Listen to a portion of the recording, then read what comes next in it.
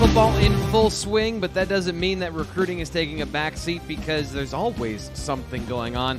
There's always something on the horizon as well for Penn State football recruiting. And the man with the telescope to see what's on the horizon, Sean Fitz, joining us today. Ryan on vacation. He'll be back next week, and just a heads up on that. We may be shuffling things around next week as well because on Monday, I'm going to be going to Eagles camp, doing a tour of some stuff in the NFL this upcoming week. So we'll be moving some stuff around and let you know all of that to come later in the week. I'm Thomas Rankar, Sean Fitz. Sean, welcome to the show. What's going on with you today? Not much. I got the hat on. I've got a haircut after this so I can look halfway presentable as we get into the season. But other than that, not a ton. This is the recruiting show. I'm going to say it up front. There's not a ton happening on the recruiting front. Coaches are very well focused on their camps all across the country. I mean, recruiting never stops, but when it gets into August, it does slow. So coming off that open period in July, we're going to talk more about, the impact of the last, all that kind of stuff. But right now it's team focused, as it should be. I mean, we cover recruiting all year round, but the emphasis is to eventually get to that team and get those teams some wins. So that's what they're doing right now. Recruiting staff is of course keeping up with 2025s, keeping up with the few 2024s that are still on the board. But if you came to this show expecting, life or death recruiting news, this is probably not it. But we do thank you for joining.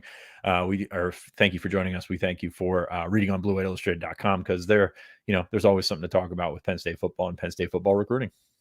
I love that. Lower the bar of expectation, then we can over-deliver for the rest of the show. A couple things coming up in August that we're going to preview, though. So we'll touch on some defensive linemen today as we look at 24 and 25. So let's just start there. Do you want to start 24 or 25? Jalen Harvey, Zahir Mathis, two Penn State defensive end targets.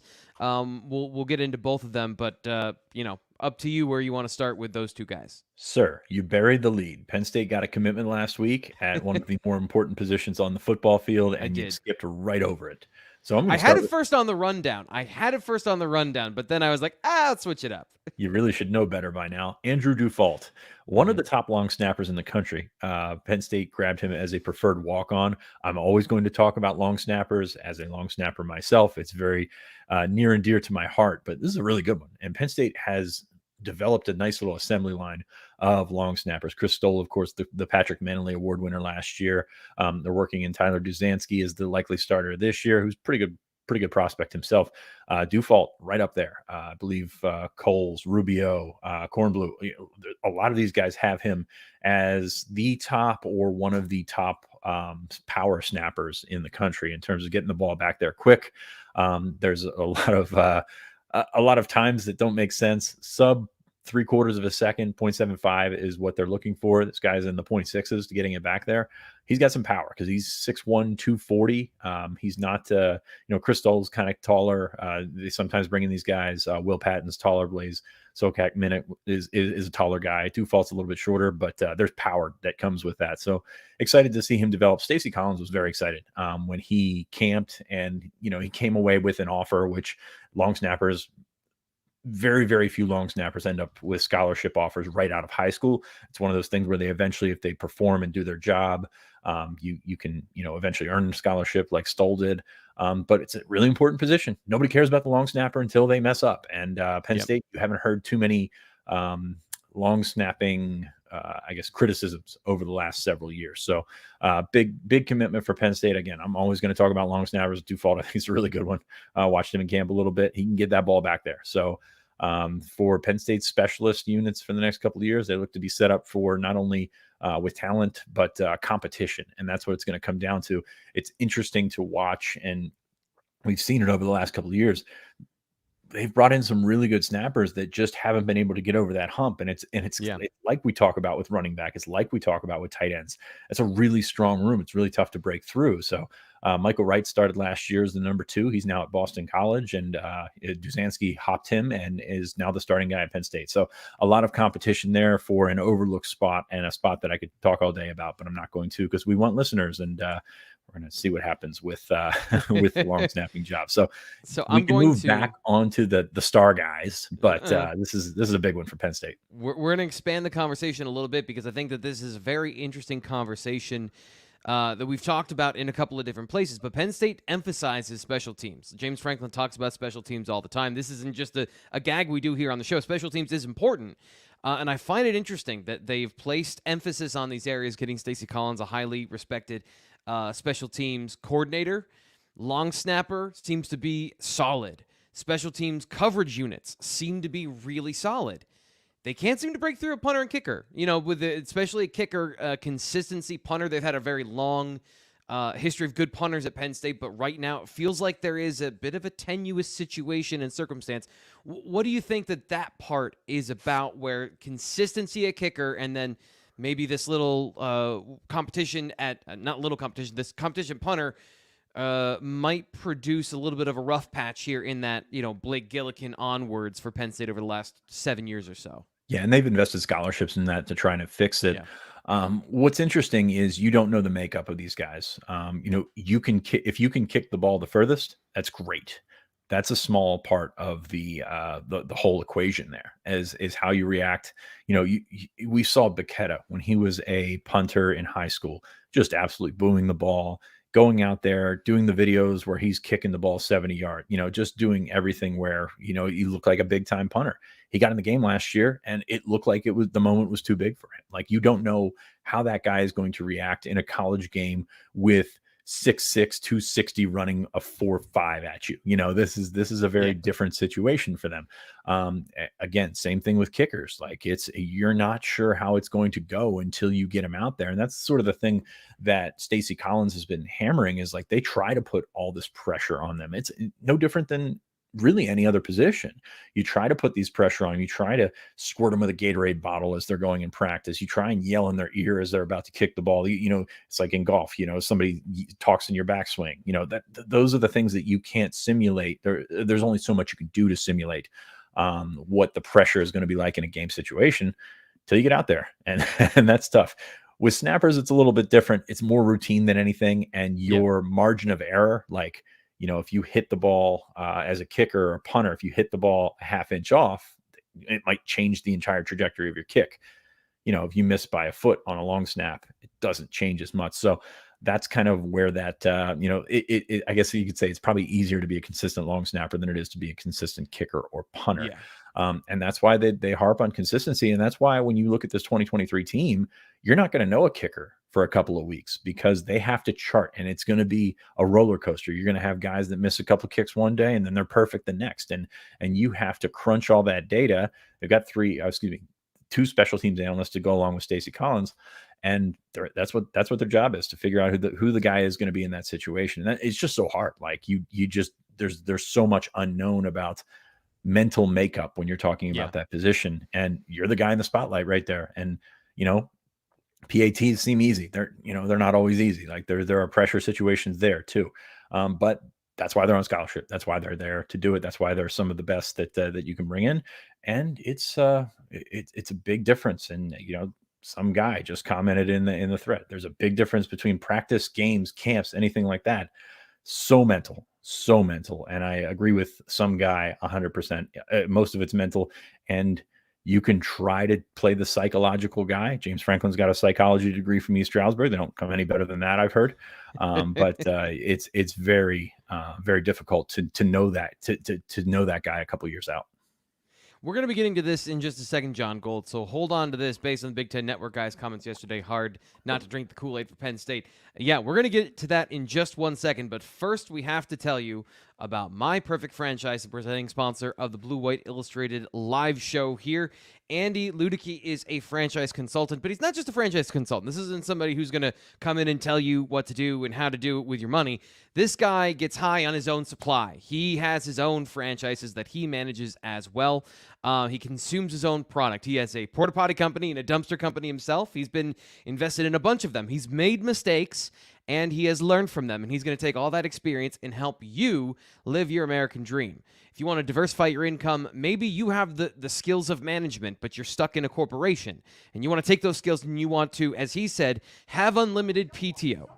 You want to make sure that you have the ability to do that in your life. So he talked to us recently about some of the things you need to know in the industry if you're interested in owning a franchise. The first thing is, even if inflation is high, even if there's a bit of a mini recession going on, that doesn't mean business is dead. Certain sectors are good. Certain sectors are taking a step back. Home services right now are thriving because people aren't selling their house. They're living in it. They're doing home improvement projects. And if you don't have the masochistic streak that I have of doing it DIY and you want to bring in somebody to do it, that's a service, that's an industry. If you have expertise in that area, maybe you want to invest in a home service business. He can help you out with all this stuff that I don't even understand how to really convey to you here on the show. What I do know is that Blue White Illustrated has been one of the most receptive audiences to Andy and My Perfect Franchise. We've had almost, dozens of people have checked out his consultation services. We have somebody who's in finalizing of buying a business. So if you want to be like that person, you want to change your life and live the American dream, check out Andy at myperfectfranchise.net. You can contact him 404-973-9901.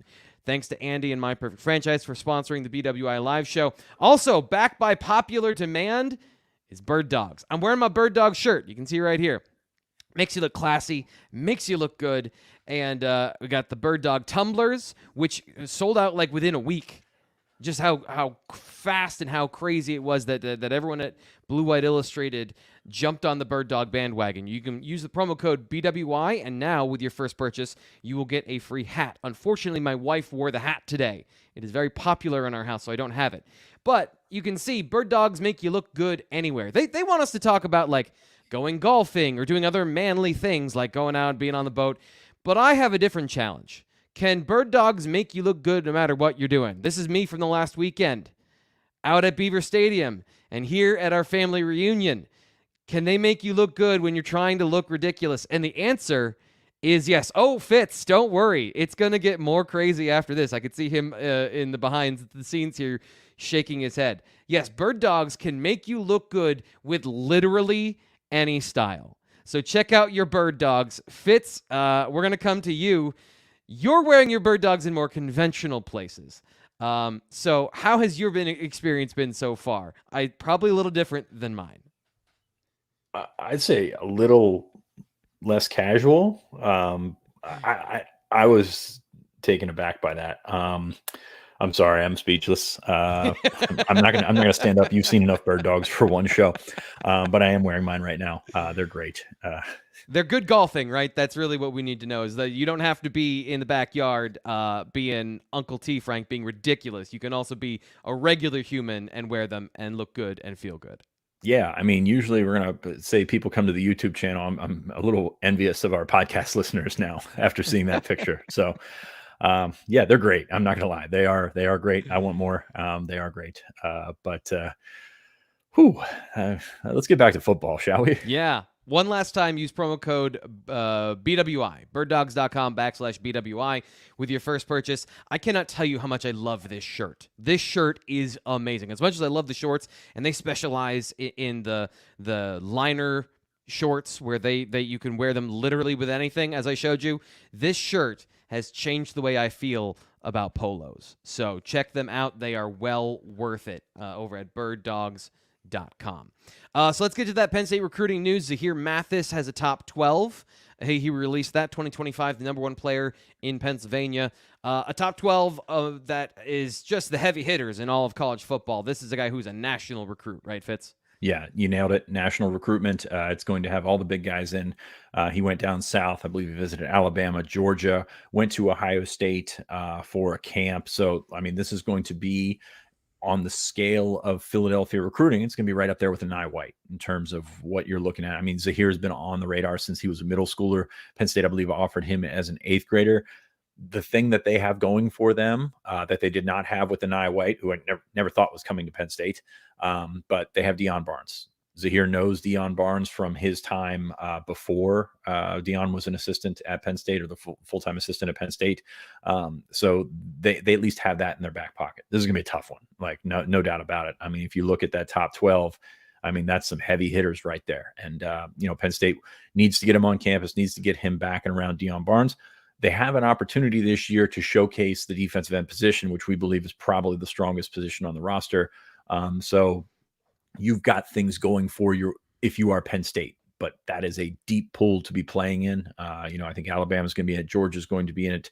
Fran Brown is going to make that a priority for Georgia. Larry Johnson will make that a priority for Ohio State. This is a guy I think that's ranked in the 60s nationally right now. He's going to be up there as the top prospect in Pennsylvania. It's going to make him a hot commodity. Like I said, Penn State's done better in Philadelphia in the last several cycles. And of course, with Deion Barnes, you think that they can get better. By the way, Malachi Williams, I'll take the chance, take the spot right here to say that kid's really, really good. Yeah. Zahir is going to be ranked higher.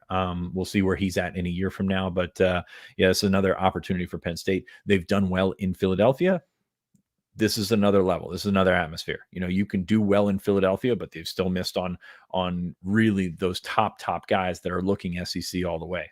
We'll see if that's the case for Zahir Mathis. He hasn't been up in a while, but has been to Penn State a couple of times. So I think they have a chance, but it's going to be a heavyweight fight for that one. I find it interesting looking at Penn State's defensive end recruiting since 2022 with Denai Dennis Sutton, a 5-star talent. Then you get Chop Robinson, another top 50, 60 talent in the nation. And really, with those two guys, you kind of hit a home run in 2 cycles. And then from there, you have Jameel Lyons, who was, for On3, a top 100 prospect. And then Malachi Williams, another top 100 prospect. But as Charles Power said in 2024, kind of a down cycle for edge defender nationally.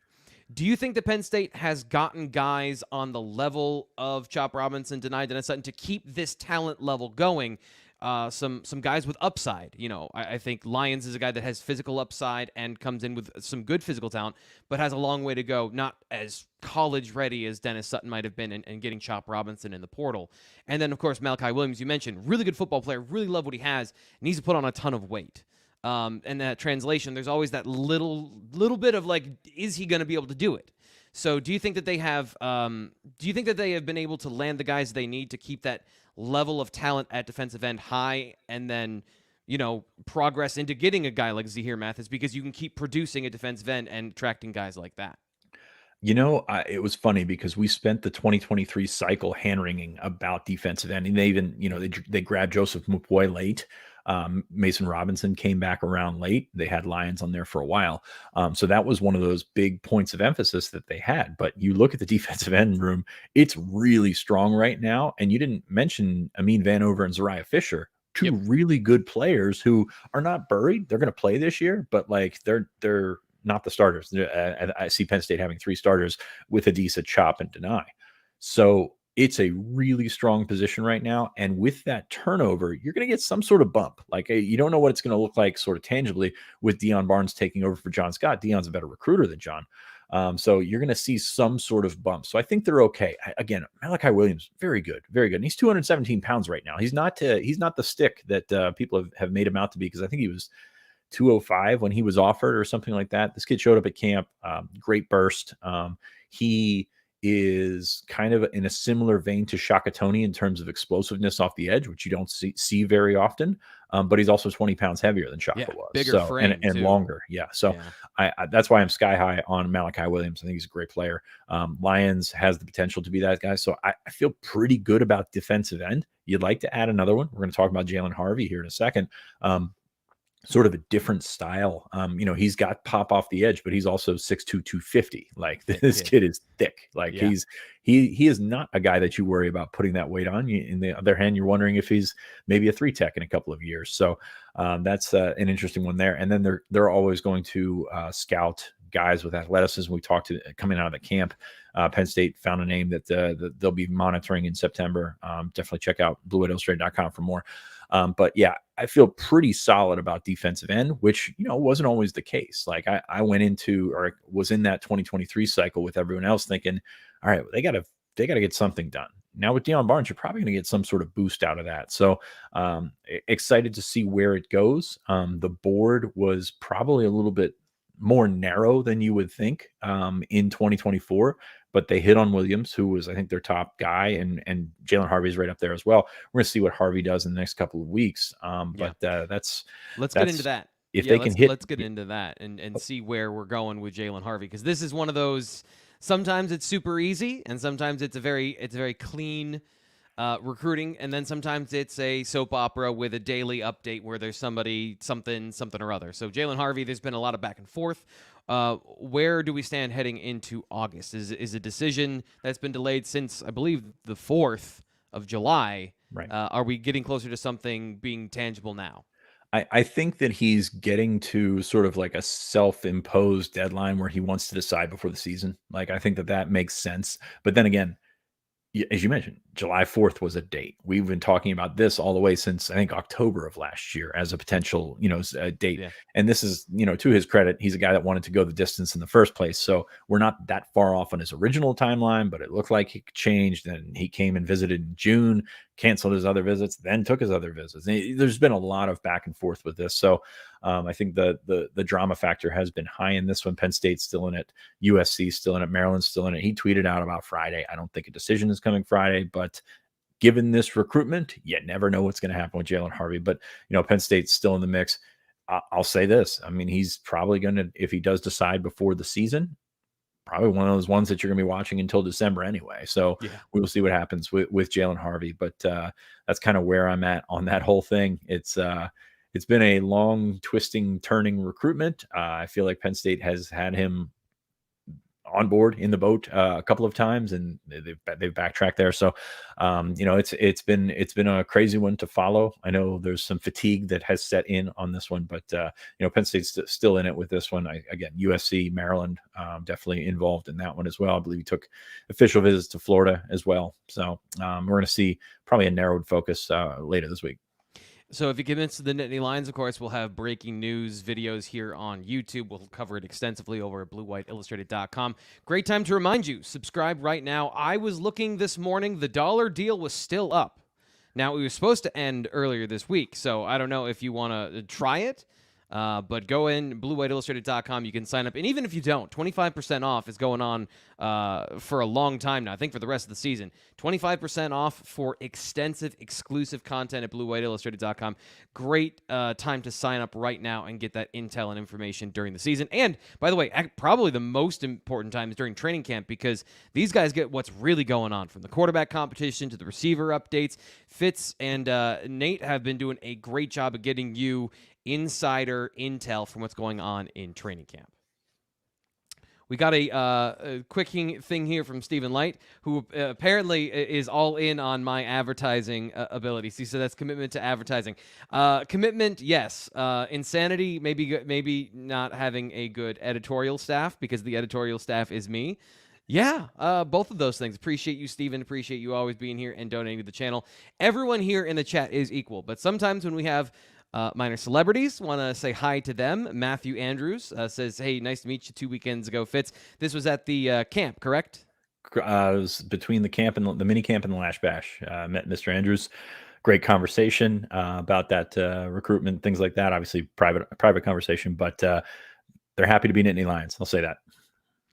So we're happy to be here on the BWI Live Show. I'm Thomas Frank Carr, and speaking of commitment to our advertisers, RogueShop.com has been committed to the show for quite a long time now, and I want to tell you about what they can do for you. RogueShop.com. They are a true small business. They're individually, privately owned. They're a small batch cannabis farm that is based in Wisconsin, and they can give you the access to a better life and help you with things in your life, because we all go through challenges. I am going to turn 33 in a couple of weeks, and I'm feeling 33 in my body. There's been some stuff health-wise going on, and when you are living with something that's chronic, you need to have medicine that isn't going to detrimentally affect other parts of your body. CBD is known to reduce inflammation. It's something that can help you mitigate those symptoms while you're managing your health. And for me, I've been telling you all the time, and here's, by the way, the sugar-free fresh mint CBD, which you can take by tincture. You just put it on your tongue, let it absorb there. Or if you have trouble sleeping, chronic pain, insomnia, these RogueShop.com gummies. These are the Delta 8 gummies. They can help you fall asleep and stay asleep throughout the night, which is something that I struggle with and has been helped. I've helped out a lot by Rogue Shop. So go to RogueShop.com, use promo code BWI to get 10% off your first order. So BWI, wherever you go on the internet, just throw BWI in and see if you get a free 10% off or a free hat or something like that. We've got a lot of great partners on the show. Appreciate all of them, including Rogue Shop. So we're going to get to a quick football thing. And then we're going to get to the mailbag because we got a couple of questions. We want to make sure we get to the stuff from the mailbag. But Fitz, you were watching the Big Ten bus tour last night, and wow, were they high on Penn State? Well, maybe not last night, 10 o'clock, a little late for my taste. So I watched it this morning. Boy, that was, I don't want to call it eye-opening because we've been saying Penn State's, has the potential to be very good. Those guys saw practice, watched all practice, and they know what they're looking at. I know people rag on DiNardo and Griffith and those guys, but they are professional football minds. They know what they're looking at. And they came away effusive is what I would say about Penn State. Like, I was shocked at how much they talked them up, even to the point where they're interviewing Franklin and Manny Diaz and Mike Yurcich, and they're like, hey man, that was awesome. And the coaches are like, yeah, we got some work to do. It's usually, it might be one side or the other, or maybe a flip-flop in that situation. But they were very high on what they saw in Penn State. DiNardo, I believe, said that the wide receiver issue was solved. I wouldn't go that far, but Right. it was really eye-opening to see some of their comments. If you read the site from Big Ten Media Day, you'll know DiNardo was already high on Penn State. Griffith probably not as much until he saw them in person. And Dave was there trying to poke holes, and DiNardo and Griffith came back and said, hey, this team is great. Or I think really good, I think is what they called it. And they said it's the best team of the Franklin era. That got my attention. These guys have a way of, softening the blow when they see stuff that they don't like. There was none of that this week or last night on the Big Ten special. I mean, just you expect them to be high because there's a ton of talent, ton of depth, et cetera. All the stuff that we talk about here on a weekly basis on this show. But they were exceedingly high on Penn State. And I thought that was a bit telling because that's not always the case. Mike here in the chat, he says, I love Mike. He is super engaged and active both here in Twitter and on the YouTube comments and here in the live show. And he says he's subscribed with the deal. Tons of articles over at BlueWhiteIllustrated.com. Just wanted to get that in there.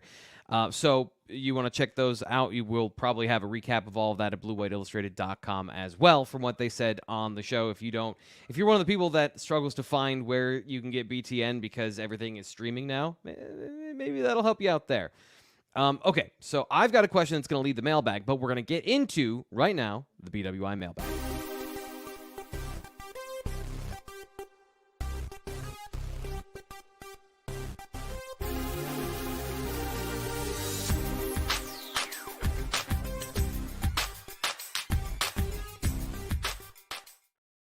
As always, the number one way to get a question on the show and to make sure that we answer your question, BlueWhiteIllustrated.com on the Lions Den message forum. I'm not pushing you to the site. I'm just pushing you to the site because that's how this works. We got 6 questions we're going to get through, but I'm going to throw in the first one here to Fitz, and this is going to go directly off what we were just talking about with the BTN bus tour and saying how physical. They kept going back to how physical Penn State was, how physical the practice was. I'm not saying that Penn State doesn't try to instill toughness and physicality any season under head coach James Franklin, but we've talked about depth a whole lot this year. Do you think Penn State can afford to be more physical and be more aggressive in practice because they have that depth and they can push their guys where maybe before you were a little tentative of like somebody gets injured and we've got a real problem? I think so. I think there's some element of that. You don't want to throw too much at them. I mean, you're trying to keep yourself healthy because camp is long. I mean, camp is a few weeks, but that stuff drags, and you want to keep those guys as healthy as possible. They put pads on for the first time starting this week. They got contact going, so it's a nice way to get some of that energy, not get some of the energy out, but some of that nervous energy out to get your guys more locked in and things like that. So it helps. And it's going to tell you a little bit more about the guys that you're looking for in those position battles that we've talked about all offseason. Like the first week of camp is great. There's the acclimation period, they get going and things like that. But there's only so much you can tell about who's so much better than the other until you get into live scrimmages. And that's sort of, we're on the precipice of that. They started to go live. They went live for the Big Ten crew yesterday. So that is when those guys start to separate themselves. And that's when you're going to see it. And do it now while you're fresh, essentially. I know nobody is ever 100% in camp. There's bumps and bruises and things like that, but do it now, see what you've got, and then, take a week and then do it again and see what kind of gains that you've made at certain positions. So I think they have the ability to do that with the depth. You can pull guys. I mean, a guy like Trey Potts, like your third running back right now, like that's an important piece to a team in general, obviously. Yep. But it's a more important piece when you can say, hey, Nick, go sit on the sideline. Hey, Katron, go sit on the sideline. We're going to see what we've got in some of these other guys and push them in full contact. And that's not to say you take all the reps away from your guys that you think you know what you have already, but at the same time, it gives you the opportunity to do so. Remember, they ran with 2 scholarship running backs in the spring. That's not something that I would advise. So they probably feel good about their depth at certain spots. They've added bodies. They've added freshmen that they think can stack up and get in there and play. And, for a guy like Keaton Ellis has started a lot of games for Penn State. He's been around. He's still got a lot to prove, obviously. But do you slide King Mack into the back end of that rotation and see what he can do as a true freshman? I think that's where you test yourself in this opportunity that you've got in front of you. So, yes, I'm going to go with yes, but like still take care of your guys, keep them healthy. West Virginia is the target. That is the focus for this group. It's not about beating the third string cornerback or the second string cornerback on August 9th. Yeah, and speaking of King Mack, Manny Diaz, when he talked about some of the young guys, King Mack, Tony Rojas, and Jameel Lyons making his first appearance on the young guys that have flashed. Lyons, very talented, like we talked about, physically. Love his pad level for how big and long he is. Surprised, I guess, a little bit that, from a technique standpoint, this is where Deion Barnes, we're talking about some of the things he can bring to the table as a teacher. I think that's a very exciting thing if they can get the best out of some of the very talented guys on that roster. And I'm just surprised here that Lyons so quickly made his name. Very interesting to watch Deion Barnes and Torrance Brown because they are so close to being players. Like that. Yeah. I mean, Deion's a little bit older than Torrance, but so not far removed from being in that situation. And, with John Scott or those older coaches, they've had that ton of experience, but at the same time, they're a little bit further removed from the game. So interested to see how that comes about. Every time that we've seen them, Deion Barnes has been working with the tackles. Torrance Brown's been working with the ends. So I'm very curious to see how that works. I'm not saying it's better, not saying it's worse, but very curious to see how that plays out and how those guys play for them. So I'll be very, very interested to see that play out over the next couple of months. First question here is from JWing25. If you had to bet on one, sorry, this is incorrect. I'm just going to read it here from our rundown. JWing25 says, what position group has potential to completely change from a quality and depth perspective over the next 2 to 3 years, similar to how safety and offensive line have evolved recently? Great question about what areas in recruiting are picking up, what guys that are locked in with the Nittany Lions, either young guys on the roster. Who's going to take that next step among the position groups? Who are you targeting? That's a really good question because I looked at the roster. I looked at we've seen the growth at safety. We've seen the growth at offensive line, not just in talent, but also numbers. Like the numbers are crazy different in that area. So I kind of looked at 2024 because this is a window where Penn State can be very good in 2023. They can be really good in 2024 as well. But there's going to be turnover. This is college football. I think quarterback goes up. Like sophomore, redshirt freshman, true freshman right now. You're going to have Grunkmeyer next year. And that's not one that you can ever rely on because of the transfer portal, because like that is the nature of the position. Those guys want to go up. But like if things hold, that's a really good quarterback room, a really talented quarterback room next year with the guys that they have. So I think that one's going up. Running back is going to be steady to up, but like, do you get much better than Nick Singleton and Katron Allen? I don't know. Right. Quentin Martin and Corey Smith, 2 pretty good ones there. Cam Wallace, I think that is steady, but also can be up because I think Quentin Martin's really good. Like he's a guy that's grown on me. Like I was not on board with Quentin Martin fully. Like I liked him a lot. I was a great player, but not on board with him fully as a running back until we saw him in camp and he did some special things as a running back. I think wide receiver is still very much to be determined. Like that's a situation. Now you can plug transfers in there and that can help out a lot, but till we see some of those younger guys there step up, and the Ivies, and see what Tyler Johnson might do, and Christian Driver when he gets in there. Like, seeing some of those guys, we just don't know how that's going to sort of evolve. Like, they're going to have opportunities, sure, but what are they going to do with that opportunity? I don't know.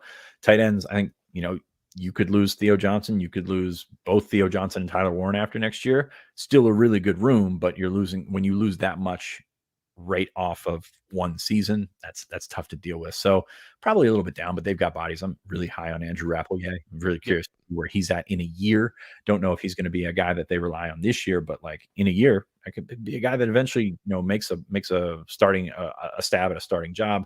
Offensive line, I think, is up. I think it's a really good offensive line class. I think it's buoyed on the back of another good offensive line class. Phil Trotwine's humming right now, man. He's done a heck of a job turning that around, especially when you look at like the Tangwall and Nate Bruce class where they had no numbers, and then Malik McNeil came in and was gone. It's just, there's been a lot of turnover, but at the same time, they've developed into a pretty good offensive line. So you got to, I think, give them the benefit of the doubt there. DN, we talked about earlier in the episode, better than I thought in terms of what's out there. It's going to depend on Lions. It's going to depend on the development of Robinson and Mupoy and those guys ahead of them. But that's a good spot right there. Defensive tackle, steady, great group in 2024. But that's got to be one where you can stack classes over years. Yeah. You're not going to fix your defensive tackle room with one class. Like, not that the defensive tackle room needs fixing, but you're not going to completely overhaul and be a great defensive tackle room just in one class, even though the guys they're pretty high on. Linebacker, I think, has gone up. Like, I like that class of 2023 a lot. Would like to see more in 2024. Like to see them add an outside guy in 2024. That would help and go a long way. Cornerback is going to be tough after this year. Like, they're going to lose Kalen King, probably going to lose Johnny Dixon, going to lose Daquan Hardy, which I know he's been stomped on by Penn State fans, but still a pretty good player when he's on. But they're going to have to figure something out at corner. Is that Sion Alea? I don't know. It's going to be tough to pry him from the West Coast, but there we're at. And safety, I mean, I'm going to go with up. Like, that's been a remarkable job by Anthony Poindexter. Just a really, really good job of solidifying that. Losing your star 2 years in a row, like losing your absolute stud in Jaquan Brisker and Jair Brown, and then you loop back around and say, it's still a pretty good group here on campus. So I think he's done a great job with that. So we'll see what happens with that. I think that safety, like I said, like the original question said, safety and offensive line have just come so far in the last couple of years that has you feeling pretty good about this roster. And that's why we're talking about the depth on every show this camp. Yeah. I think where you started at quarterback, you've got a lot of guys that have talent. But Ethan Grunkmeyer, we talked about, like, you can do it in a camp. You can do it when you're throwing on air and in shorts. But I'm expecting some big stuff from him this fall. I'm expecting all of that to translate. And then you're talking about guys that have legitimate tools and arm strength and all the intangibles in Aller, Prabula bringing what he brings to the table, and then looking down the line, Smolik and everything we've seen from him so far. But then Grunkmeyer having that, like, arm strength plus those things and a good frame, maybe not a great frame. So I would lean to quarterback, which is potentially program changing. If you hit on two guys, then you can keep that going. Correct, I want to get to this. That's one of those things. Before we get into the next, I mean, that's one of those things we talk about. Hey, if Drew is great, will that help receiver recruiting? Where it's going to help the most is quarterback recruiting. If you keep the same sort of personnel around and things like that, that's where it's going to help the most, is stacking quarterbacks. Ohio State did not have a great quarterback assembly line until they had a great quarterback, a highly regarded great quarterback that came in, took it by the horns, and then all of a sudden you got guys lining up. Penn State doesn't have that right now. And, if Drew develops the way that they think Drew can develop, or the potential that Drew has to develop, then that's going to make things easier for you. And again, it's all about stacking classes, not just a quarterback, but all over that roster. So we touched on this a little bit in your last answer, so we can go through this one a little bit quickly. This one comes from right off the defensive tackle conversation. Is this the year we finally shake off the can't recruit interior defensive line guys mantra? Liam Andrews, top 100 player, a couple other really talented players within the defensive tackle group, getting the numbers, getting the high-end talent, plus the projected growth guys. So can Penn State do it again with Deion Barnes? Are you all in on them being able to land somebody in 25 now that they've had this success? Again, it's not going to be 1 year. Like it's going to be something that they have to address over multiple cycles. It seems like they've gotten there with the 24 guys, and that's great. Like Liam Andrews, DeAndre Cook, Xavier Gilliam, whether he starts at end and ends up inside, whatever. But they think they've got a good class. But we're going to see how they are at stacking these guys. Obviously, 2025, the evaluations are still very young. You've got guys that, I mean, DeAndre Cook wasn't on the radar last year. Xavier Gilliam wasn't on the radar at this time last year. Liam Andrews was as an offensive lineman. So you're not sure how that's going to play out, especially for those guys that are going to be 285 pounds at this time next year, or whatever you're looking for in a defensive tackle. Like those guys take a little bit longer to develop. So I think I know you guys want me to say yes in terms of, shaking that, but we're going to have to wait and see. Deion Barnes is going to have an opportunity to have a new coach bump, and that should help. And we're going to it's still way too early to see what the talent level is in the region next year, even though there's some guys that, look promising coming into the 2025 cycle. So we have to get to this question because it is the title of the show, and that you don't want to break any promises there. Poncho 570, who's the best overall get in 2024?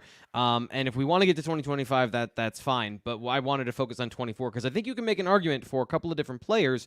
I'm going to go in this situation with Liam Andrews because of the conversation we just had. I know offensive line is where the primary talent was seen and where I think the best projection is.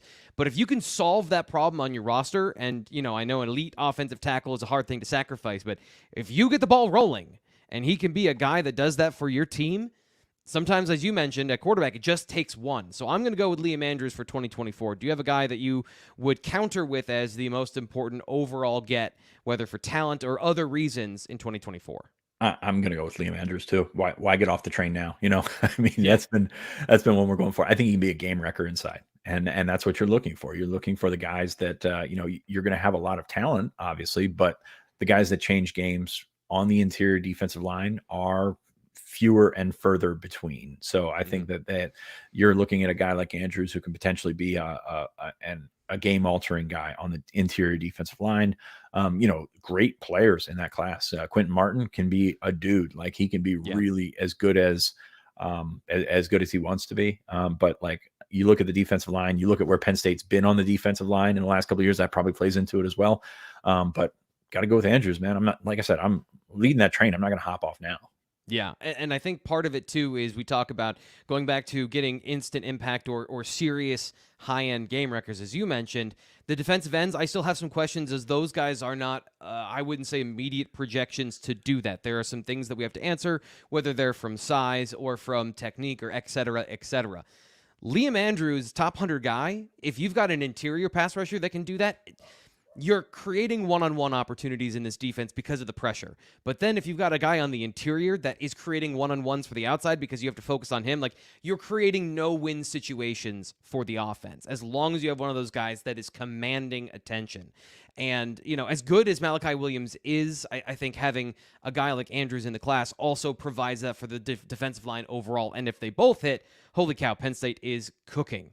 So let's get into that. Instant impact guys. If you had to make one bet in the class of 24 who makes an immediate impact when he gets on campus, who would it be and why? I'm going to go on a different route here because you look at Penn State's depth, and you mentioned the defensive linemen. I think they're going to have defensive linemen to come back to next year. They come back and, that's a lot to hop over. Corner, not so much. So how about Antoine Belgrave-Shorter? I know he's not the highest rated guy, but he seems like the guy that's probably closest to playing right now. Like if you take a look at those, I know I'm very high on John Mitchell, his teammate at Mandarin, but Belgrave-Shorter is really good. Like I'm still curious to see how fast he actually is, but like that could be a guy, and I wouldn't bet on this. Like, and I know that's how the question is phrased, but like that would be a guy I would not be shocked if he was in the corner rotation right away. Yeah, and I think this year they're going to pick a guy that is going to burn his red shirt. They've consistently done that to get guys experience, so that's a great bet to go with a corner as well. I'm going to go Luke Reynolds. You mentioned a great point that you could lose your two top tight ends. You've got guys that have talent and potential, but also Luke Reynolds is an amazing athlete. And, getting on the field, Penn State has put freshman tight end on the field before. Luke Reynolds has the physical skills, and we'll see where he develops as a blocker, where he develops as an athlete, going to enroll early. And whenever whenever one of these tight ends enrolls early and they're a big physical mature kid from New England, yeah, I'm going to bet on that as guy who could make an instant impact in the class of 24. And by the way, my answer is Liam Andrews, but we've talked about him extensively, so I wanted to go with somebody different and talk about Luke Reynolds and what he is as a defensive tackle. Well, do you want to do one more? The further you get from the ball, the easier it is to contribute like early. Like Yep. Liam Andrews, great player, but as a defensive lineman, defensive tackle, more specifically, that's hard to come in as a freshman and make an impact. He can play. Can he make an impact? I think Belgrave Shorter is a guy that could make an impact because he's a little further from the ball. There's obviously a lot to learn about coverages and things like that, but like that gives you the best opportunities. So that's why you look at wide receivers and you look at corners right away as those guys that can potentially make an impact right away. Obviously, running back is another one that you could do that. So Martin could be in that mix, but there's a couple guys ahead of him that seem like they are pretty good. Yeah, kick return, and that's when you find different ways to get guys involved if you want him to be on the field. And, he's a pretty good kick returner in high school, so that might be a thing. Ryan Sheard says in 25, we got to get another 5-star running back or two. They already have a commit in the class of 2025 at running back who's a pretty good football player so far. Still don't know a whole lot about Keandre Barker, but he's a 4-star right now in the top 250, essentially 256 in the industry ranking. So maybe not a 5-star, but Penn State already set up in 25, Ryan, with a running back from, I think he's from Arkansas, but is going to Texas, or it's the other way around. I'm not quite sure. I forget what the story was. We covered it when he committed, but I don't remember exactly right now. But Ryan from Texas down in that area. Yeah, Barker is going to play, I believe, at the Woodlands in Texas. He's from Arkansas. Great looking kid. He's been great with Penn State. Like, you think that he's that far away as a 2025 commit? Maybe there's stuff to worry about. Doesn't seem like it. I mean, that obviously other schools are going to be in his ear September 1st. I'm sure he heard from a lot of programs, but I'm excited to see how he stacks up against that Texas competition. Penn State's very high on him.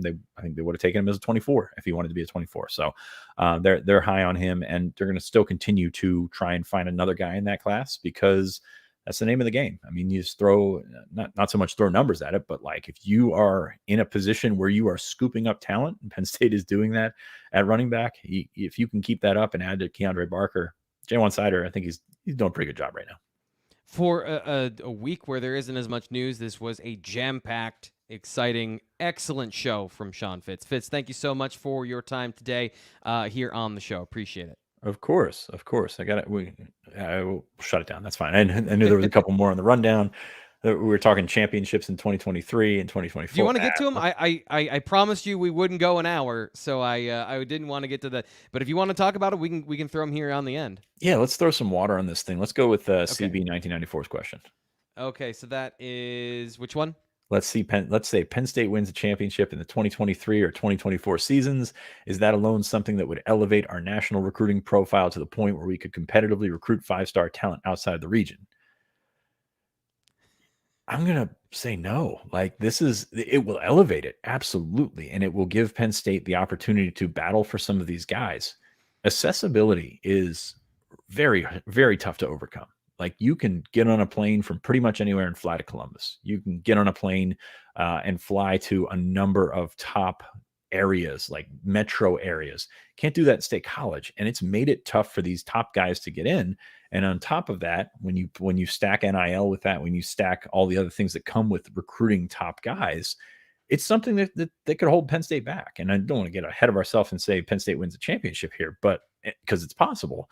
But at the same time, your recruiting is a little bit capped by the guys that can't get here easily, that can't get their families here easily. So I think that's the interesting thing when you talk about the potential that Penn State has. Yes, it's one of those 15 schools that can win a national championship, but at the same time, will you see the big boost and all of a sudden turn into Ohio State getting those guys in there, Alabama getting those guys in there? Be very difficult to do.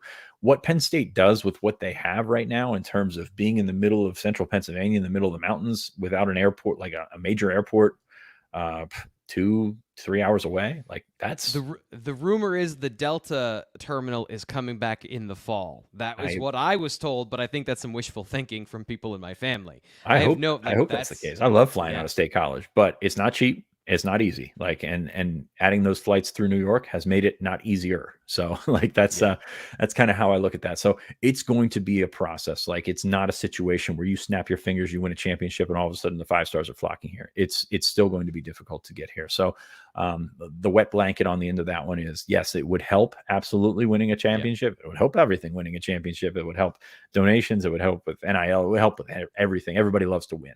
But it's not going to change the location. And that's been something that, as you know, as we've sort of evolved in the last 20 years of college football, accessibility has become a big thing. You want your parents to see you play. They don't want to pay $500 a night for a hotel room like that. Those things factor in. You know what? That was a good question on our message board. We talked about the Lash Bash and how it sort of some of the sting is taken out of it. How do you do that in the spring before these guys take official visits? Well, you probably got to plan that around your spring game. But with hotels being what they are, guys can't come out and stay and things like that. So these are the things that you have to process when you're talking about building Penn State into a top 5 national power. It's going to be a lot tougher than at a place like Ohio State, than at a place like Michigan, where you can fly into Detroit and be on campus in 45 minutes. You know, that stuff is. That stuff matters. And, you know, I've talked to this is not just me riffing on that. I've talked to several staff members who have said the same. And, you know, that's another thing. Staff members want to be able to get in and out. And when they go on vacation, make it easier. Don't want to drive to Baltimore to fly out and things like that. So I think that is something that you have to take into account, where it's just not a snap your fingers thing. It's tough to deal with. Can some of it be overcome? Absolutely. The staff has done an amazing job with what they've had to work with, but it's still going to be an uphill battle for some of those top level elite guys, which is why we talk about when Penn State's recruiting guys from California, you're never going to consistently be a national recruiting power. And that's tough to stomach, but at the same time, I think it's something that you have to work around if you're the Penn State staff. I also think it's a testament to how well they've done in Florida, considering what you just said and how many guys they've pulled and how many guys they've been able to get on campus and get interested in the program from Florida and from some of the other major hotbed recruiting areas, knowing that it's mostly on the back of relationships and talent and charisma as recruiters, that they have been able to pull guys from different parts of the country, knowing that, as you pointed out, we've become more connected as, you know, technology has advanced, but not every area is built the same, and State College still has a little bit of that retro feel of being able to fly anywhere in the world. So that's an underrated point that I think a lot of people don't consider when we talk about this, and NIL also being a part of that conversation as well, when it comes to that's more controllable for Penn State than maybe some of the other things. Yeah, I think we'll yeah. Sorry to end on a down note, but I think that's important to say. Like, Penn State has done pretty well with what they've had to work with. You know, have they missed on guys? Absolutely. I mean, there's things like the guys in the region that you would like to do better with and things like that. But this is talking about bringing guys in. I mean, Ryan in the chat. I mean, just getting here for a game, like getting here for a game as a middle-aged person with you know, a good job or whatever, and that can, you know, afford tickets, afford traveling, it's still tough. Like, it's not easy. So getting up for camps, getting up for all that kind of other stuff. I know for the Lash Bash, at least 2 Florida guys had their flights canceled. There was really nothing they could do about that. And, you know, that's kind of how it's kind of the punches that you have to deal with when you're, you know, recruiting for Penn State. Ton of positives. Great program, great job doing it. And as we saw from the Big Ten show, very much to be excited about, but there's still some downside when you talk about that. And that's why, you know, Penn State, we were talking about a top 10, top 15 team instead of a top 5 program. Yeah, and that's also why when you have an opportunity like this year, you've got to strike. You've got to make sure that championship window, if you have one, that you capitalize as much as you possibly can. Maximize. Get in the playoff and win it if you can, but definitely get in the playoff. Raise your profile. Get in the 14 playoff if you can. Yes. Which you only got one opportunity to do that. So we'll see what happens. And I'll land on a positive note. I'm going to cherry pick one story. Dakari Nelson drove 17 hours around all the way from Alabama to make it. So if you want to go to Penn State, you want to check it out, it is still possible. It's just, you're going to be riding 17 hours from Alabama with a baby in the car. But some people will do it, and Dakari Nelson is a Nittany Lion. So there we go. There's a positive note. Fitz killing it today, as always, BlueWhiteIllustrated.com. Here's a positive note. 25% off your subscription if you want to get all the information, all the inside details that we did get to here on the show. I'm Thomas Rankar. We are going to be having the Keystone Kickoff Show coming up tomorrow, 10 a.m. That is our pre-recorded show that we do once a week. We're going to have that here on the show, 10 a.m. Not live, but definitely come and check it out because we got great information. We're previewing and we're reviewing everything that happened from Media Day on the show coming up tomorrow. And, of course, we'll have coverage of Penn State practice and all that stuff this week. So I'm Thomas Rankar. He's Sean Fitz. We'll talk to you then.